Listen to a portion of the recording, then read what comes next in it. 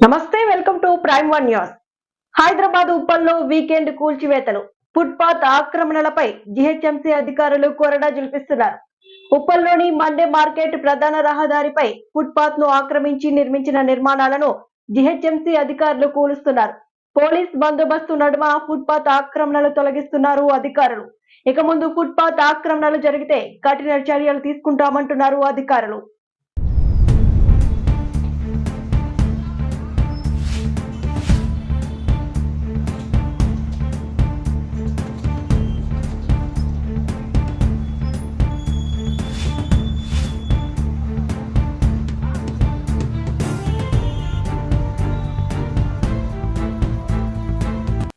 మహిళల మని కూడా చూడకుండా ఫారెస్ట్ పోలీసులు బూటు కాళ్లతో తన్నారు. పోలీసుల దాడిలో నేను స్పృహ తప్పి పడిపోతే యాక్టింగ్ చేస్తోందని కాళ్లతో తన్నారు. ఒక్కో పోలీసు ఒక్క తాడును తీసుకొచ్చి మాలో కొందరిని కట్టేసి తీసుకుపోయారు. తాత ముత్తాతల నుంచి వస్తున్న భూముల్లో పంట వేయడానికి లంచం అడిగారు. పోలీసులు ఇప్పటికీ మా దగ్గర 5 లక్షల రూపాయలు తీసుకున్నారు. మళ్ళీ జేసీబీలతో వచ్చి పొలం తవ్వుతూ మాపై దాడి చేశారు. పోలీసుల దాడిలో గాయపడి ఆసుపత్రిలో చికిత్స పొందుతున్నారు మహిళా రైతులు. చాలా రోజులు అవుతాను సార్. మేము చేయబట్టి 4 సంవత్సరాలు అవుతాను. పత్తి పెట్టినాం, పత్తి పండించినాం సార్. అది ఇప్పటి భూమి అయితే కాదు. మేము అప్పుడు 4-5 లక్షలు కూడా వాళ్ళకి ఫారెస్ట్ వాళ్ళకి ఇచ్చినాం సార్. ఇప్పటి భూమి కాదు అది. ఎప్పటి నుండో చేసిన. ఇప్పుడు చేసి పట్టుకొని వస్తే మేము అడ్డం తిరిగినాం సార్. అడ్డం తిరిగినారే అందులో మా అక్క హెల్త్ మంచిగా లేదు, ఆమెను పట్టుకొని జీబులు ఎక్కిద్దా అంటే నేను ఇట్లా అడ్డం పనాల నెట్టింది సార్. నాకు అప్పుడే నాకు లేదు సార్. కింద పడ్డా రూట్లతో అనుకుంటా కింద పడ్డది. యాక్టింగ్ అన్నది ఒకటి నచ్చింది సార్. అంతే యాక్టింగ్ అన్నారు. ఇక ఎట్లా పడితే అట్లనే కాళ్ళతో మా ఆడవాళ్ళు అంటే వేరు, మగవాళ్ళే సార్. వాళ్ళు మగవాళ్ళే దాన్ని నేను కొట్టుకొని పత్తి పెట్టుకున్నాం, కష్టపడతాను. ఎప్పుడు వచ్చి మా మంచాల మీదనే కావాలన్నాడు వాళ్ళు. మమ్మల్ని మాతోటి తినుడు, మాతోటి మీకు ఏం కాదమ్మా అనుడు, మేము మీ తీర కైకిలు వచ్చిండు అన్నాడు. మేము పత్తి ఎక్కున్నారు సార్ ఉన్నారు. ఇప్పుడు కథం పత్తి అమ్ముకున్నాము, పత్తి కట్టే కొడతామని మేము అనుకుంటాను. రేపటిలోని కథం జేసీబీలు తెచ్చి తోడతామని 4 జేసీబీలు వస్తాను అన్న వల్ల మేము ఊరంతా పోయినాం సార్. ఊరంతా పోయి అడ్డం తిరుగుతుంటే మీకు ఎక్కడిది, మీరు నడువుర్రి అని తొక్కిసలాట చేస్తాను సార్. తాళ్ళు తెచ్చారు సార్. మనిషికి ఒక తాడు ఉన్నది వాళ్ళ దగ్గర. పట్టుకొని వచ్చి ఎక్కి లాగించి జీబులు వేసుకొని మాకు గనవాడకుండా తీసుకుపోయారు సార్. తెలంగాణ రాష్ట్రం 2014లో తలసరి ఆదాయంలో 10వ స్థానంలో ఉంటే 1వ స్థానంలో పెట్టి 2023లో కాంగ్రెస్ ప్రభుత్వానికి ఇచ్చాం. తెలంగాణ రాష్ట్రం ఏర్పడ్డాక తలసరి ఆదాయంలో దేశ సగటు కంటే 2 రెట్లు పెరిగింది. తెలంగాణ దివాలా తీసిందని దివాలాకోరు మాటలు మాట్లాడుతున్న ఈ సన్నాసులు నోరు మూపించేలా ఈ గణాంక సారాంశం ఉందని కేటీఆర్ అన్నారు. ఈ నివేదికలో స్పష్టంగా చెప్పారు. రాష్ట్ర తలసరి ఆదాయం 2014లో 10వ స్థానంలో ఉంది భారతదేశంలో మన రాష్ట్రం. రాష్ట్రం ఏర్పడ్డ నాడు తెలంగాణను మాకు కాంగ్రెస్ అప్పచెప్పిన నాడు, ఆనాడు 10వ స్థానంలో తలసరి ఆదాయంలో ఉన్న మన తెలంగాణ ఈ నివేదిక ప్రకారం ఇవాళ నంబర్ 1 స్థానంలో ఉంది. మేము ఇచ్చిపోయినాడు 2022-23లో వీళ్ళకి అప్పచెప్పిపోయినాడు నంబర్ 1 స్థానంలో ఉంది అని చెప్పి ఇదే నివేదిక చాలా స్పష్టంగా కుండబద్దలు కొట్టింది. నంబర్ 1. నంబర్ 2, ఇదే నివేదికలో ఇంకో మాట ఏం చెప్పారంటే ఆనాడు 2014-15లో దేశ సగటు 86,000 ఉంటే తలసరి ఆదాయం.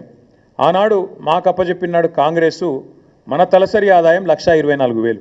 కానీ ఈరోజు ఎంత పెరిగింది అనడానికి కూడా ఇదిగో ఇక్కడ ఇదే నివేదికలో కుండబద్దలు కొట్టారు.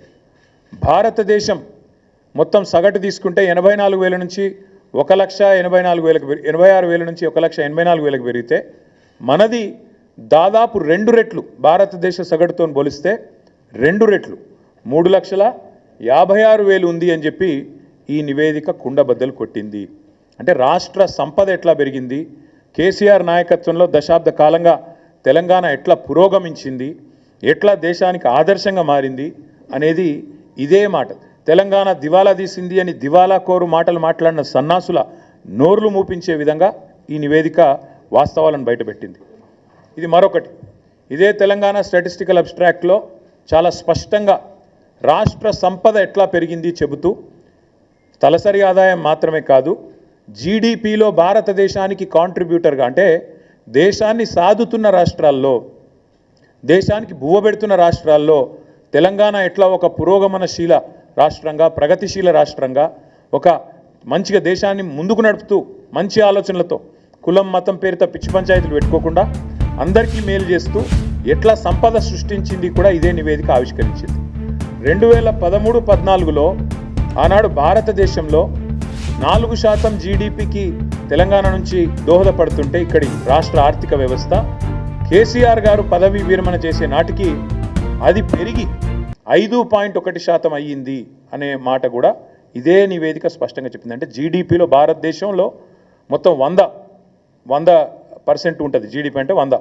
ఆ 100లో 5.1% మన తెలంగాణ నుంచి వస్తుంది. కానీ ఇక్కడ ఇంపార్టెంట్ పాయింట్ ఏంటంటే తెలంగాణ జనాభా భారతదేశంలో 2.8, కానీ మనం ఈ దేశానికి అందజేస్తున్నది జీడిపిలో సంపద సృష్టిస్తున్నది 5.1. అంటే మనకు కేంద్ర ప్రభుత్వం ఇస్తున్న దానికంటే మనం కేంద్రానికి ఇస్తున్నది దాదాపు డబల్ అనే మాట ఈ నివేదిక ద్వారా నేను మీకు గుర్తు చేస్తా ఉన్నాను. పైప్ లైన్ నుండి గ్యాస్ లీకేజ్, భయాందోళనలో స్థానికులు. మేడ్చల్ సూరారం పోలీస్ స్టేషన్ పరిధిలోని నారాయణ మల్లారెడ్డి హాస్పిటల్ ముందు గ్యాస్ పైప్ లైన్ నుండి పెద్ద ఎత్తున గ్యాస్ లీకేజ్ అవ్వడంతో భయాందోళనకు గురవుతున్నారు స్థానికులు. ఘటనా స్థలానికి చేరుకుని లీక్ అవుతున్న పైప్ లైన్ ను పరిశీలిస్తున్నారు ఎమర్జెన్సీ రెస్పాన్స్ టీం.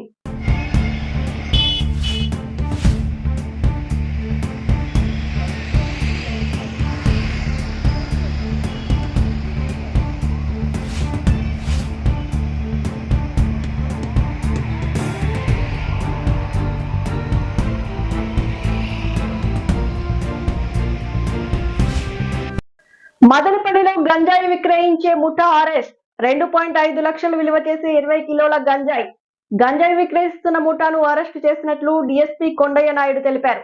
జిల్లా ఎస్పీ విద్యాసాగర్ నాయుడు ఆదేశాలతో తనతో పాటు రాయచోటి క్రైమ్ సిఐ చంద్రశేఖర్, మదనపల్లి 2వ పట్టణ సిఐ రామచంద్ర, 1వ పట్టణ CI Erusavelli, Madanapalle rural circle CI Satyanarayana, crime party CSI Ramakrishna Reddy, crime సిబ్బంది పాల్గొన్నారు. అన్నమయ్య జిల్లా ఎస్పీ శ్రీ విద్యాసాగర్ నాయుడు ఐపీఎస్ వారికి రాబడిన ఖచ్చితమైన సమాచారం మేరకు ఎస్పీ గారు క్రైమ్ సిఐ చంద్రశేఖర్ వారి యొక్క ఆధ్వర్యంలో ఒక టీంను ఏర్పాటు చేసి ఆ టీంలో 2 town CI, 1 town CI, 2 town taluka rural CI మరియు ఎస్ఐ. మహాకుంభమేళాలో మిల్క్ బ్యూటీ తమన్నా సందడి చేశారు. ఓదెల 2 మూవీ టీజర్ లాంచ్ నేపథ్యంలో ఆమెతో పాటు దర్శకుడు సంపత్ నంది, యాంకర్ సుమ, ఇతర నటీనటులు ఉన్నారు. కాగా కుంభమేళాలో టీజర్ రిలీజ్ చేసిన తొలి చిత్రంగా ఈ మూవీ నిలిచింది. కాగా కరోనా టైంలో వచ్చిన ఓదెల రైల్వే స్టేషన్ మూవీ ఆకట్టుకున్న విషయం తెలిసిందే.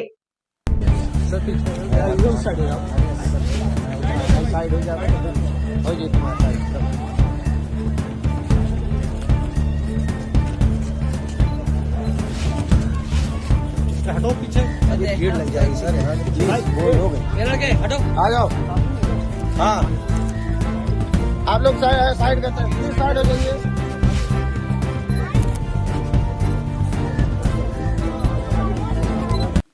విజయవాడ నగరంలోని వెటర్నరీ కాలనీ సర్వీస్ రోడ్డులో ఉన్న స్టూడియో 9 స్పా సెంటర్ పై సిబ్బందితో కలిసి మాచవరం సిఐ ప్రకాష్ దాడులు నిర్వహించారు.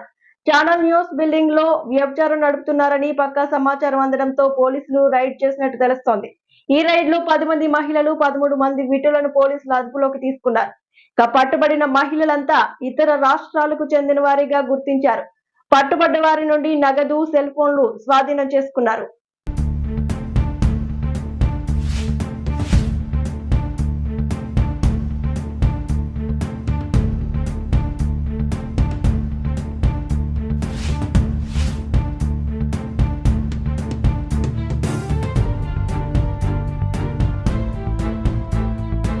పత్రాన్ని జిల్లా కలెక్టర్ హరేంద్ర ప్రసాద్ ద్వారా రాష్ట్ర ప్రభుత్వానికి నివేదించడం జరుగుతుందని విశాఖ జిల్లా రెవెన్యూ అధికారి భవానీ శంకర్ తెలిపారు.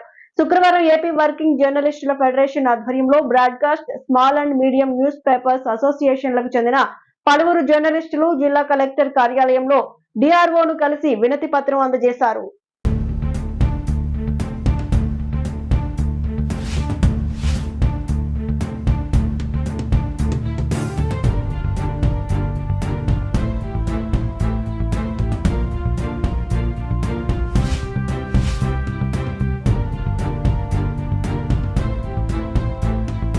నమస్కారం. ఆంధ్రప్రదేశ్ వర్కింగ్ జర్నలిస్టుల ఫెడరేషన్, బ్రాడ్కాస్ట్ జర్నలిస్టుల association, small and medium newspapers అసోసియేషన్లు సంయుక్తంగా ఇటీవలే రాష్ట్ర విద్యాశాఖ మంత్రి నారా లోకేష్ గారికి మరి మా అధ్యక్షులు నారాయణ గారితో కలిసి నేనే ఒక వినతి పత్రం సమర్పించడం జరిగింది. అందులో ప్రధానంగా జర్నలిస్టులు చిరకాలంగా ఎదుర్కొంటున్న డిమాండ్లన్నీ కూడా అందులో పొందుపరచడం జరిగింది. జర్నలిస్టులు చిరకాల వాంఛగా ఉన్న జర్నలిస్టులకు ఇళ్ల స్థలాలు మంజూరు చేయాలని, అందరికీ అర్హత కలిగిన వారు ప్రతి ఒక్కరికి కూడా ఎక్రిడేషన్ సదుపాయం కల్పించాలని, అలాగే ప్రభుత్వ ప్రకటనలు ఇచ్చి ప్రోత్సహించాలన్నది కూడా అందులో పొందుపరచగా మంత్రి లోకేష్ గారు స్పందించి దానిని సమాచార పౌర సంబంధాల శాఖ ప్రిన్సిపల్ సెక్రటరీ గారికి పంపించడం జరిగింది. ఇదే విషయాన్ని మంత్రి నారా లోకేష్ గారి దగ్గర నుంచి మా అధ్యక్షులు నారాయణ గారికి మరి అదేవిధంగా నాకు కూడా నిన్ననే సమాచారం కూడా పంపించడం జరిగింది. మరి ఈరోజు విశాఖ జిల్లా కలెక్టర్ కార్యాలయ ప్రాంగణంలో మరి డిఆర్ఓ భవానీ శంకర్ గారిని కలిసి ఇటీవలే మేము కొన్ని తీర్మానాలు చేసుకోవడం జరిగింది. ప్రధానంగా అందులో చిన్న మధ్య తరహా పత్రికలకు ఎంపానల్మెంట్తో సంబంధం లేకుండా అందరికీ కూడా ఏవైతే ప్రింట్ చేస్తున్నాయో ఆ పత్రికలన్నీ కూడా ఒకే ప్రాతిపదికన ఎక్రిడేషన్లు మంజూరు చేయాలని, అలా కాకుండా ఎంపానల్మెంట్ని పరిగణలో తీసుకుంటే చాలా కాలం నుంచి చాలా పత్రికలు అక్కడ కమిషనర్ కార్యాలయంలో ఎంపానల్మెంట్ కోసం ఎదురు చూస్తున్నాయి. వారందరికీ కూడా ఎంపానల్మెంట్ ప్రక్రియ పూర్తి చేసిన వెంటనే అప్పుడు ఎక్రిడేషన్లు మంజూరు చేయాలనేది ప్రధానంగా మా డిమాండ్. ఆ రెండు కూడా ఈరోజు అందజేసిన వినతి పత్రంలో పొందుపరిచాం. అలాగే ప్రభుత్వ ప్రకటనలో ఏదైతే గతంలో ఇచ్చి చిన్న మధ్య తరహా పత్రికలను ప్రోత్సహించేవారో అదే రీతిని ఇప్పుడు కూడా ఆ ప్రకటనలు కంటిన్యూ చేయాలని, కనీసం ఏడాదికి కొన్నింటిని ప్రాతిపదికగా ఇవ్వాలని చెప్పేసి కోరడం జరిగింది. మరి ఇళ్ల స్థలాలు కానీ ఇల్లు కానీ ఎలాగ కూటమి ప్రభుత్వం అందుకు సంసిద్ధతను కూడా వ్యక్తం చేసింది. త్వరలోనే ఇందుకు సంబంధించి జీవో కూడా వెలువడుతుందని తెలుస్తోంది. కాబట్టి జర్నలిస్టులు సమాజానికి వారధులు కాబట్టి వారి సమస్యలను పరిష్కరించాలని చెప్పేసి ఈరోజు జిల్లా కలెక్టర్ కార్యాలయం ద్వారా రాష్ట్ర ప్రభుత్వానికి మా వినతిని పంపించడం జరిగింది. ఇందులో పాల్గొన్న మిత్రులందరికీ కూడా మరి 3 యూనియన్లకు సంబంధించిన వారు మరి మిగతా జర్నలిస్టులు కూడా మా సోదరులందరూ కూడా పెద్ద మొత్తంలో వచ్చారు. వారందరికీ కూడా రాష్ట్ర కార్యవర్గం తరఫున ప్రత్యేకంగా ధన్యవాదాలు తెలియజేసుకుంటూ సెలవు తీసుకుంటున్నాను. శుభాకాంక్షలు, శుభాభినందనలు. ముఖ్యంగా ఈ నెల 19న మనం పబ్లిక్ లైబ్రరీలో నిర్వహించిన సమావేశంలో తీసుకున్న నిర్ణయాలను ఈరోజు మా జిల్లా కలెక్టర్కి సమర్పించాలని నిర్ణయించాం. అయితే ఆయన లేకపోవడం వల్ల డిఆర్ఓ గారికి ఇచ్చాం.